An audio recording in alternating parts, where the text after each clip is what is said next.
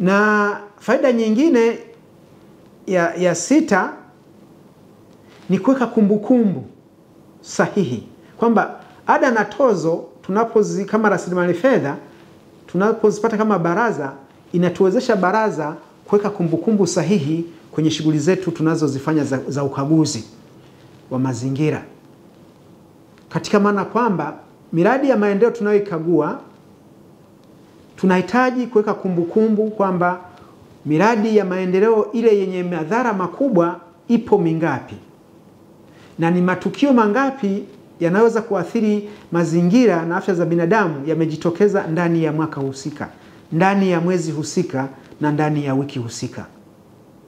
Kwa hiyo inatuwezesha kuwa na taarifa sahihi muda mwafaka pale zinapohitajika kwa ajili ya taasisi na taifa kwa ujumla.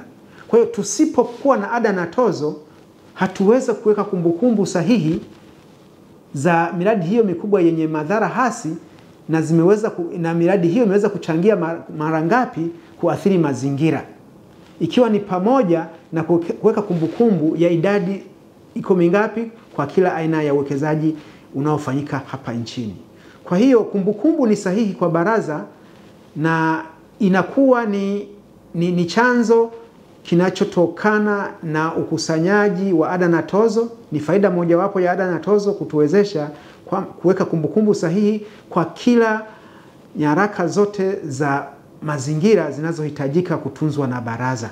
Kwa hiyo ada na tozo ni moja ya nyenzo muhimu katika kutuwezesha baraza katika kufanya shughuli mbalimbali za utekelezaji wa majukumu yetu kwa mujibu wa sheria ya mazingira ya mwaka 2004.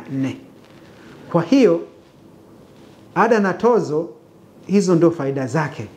Kwa hiyo mwekezaji Mtanzania, yule mwekezaji wa ndani na nje ya nchi, tunakuhimiza uweze kulipa ada na tozo ili kuliwezesha baraza kuweza kutoa huduma ya ukaguzi wa mazingira ili kuweza kulinda afya za Watanzania.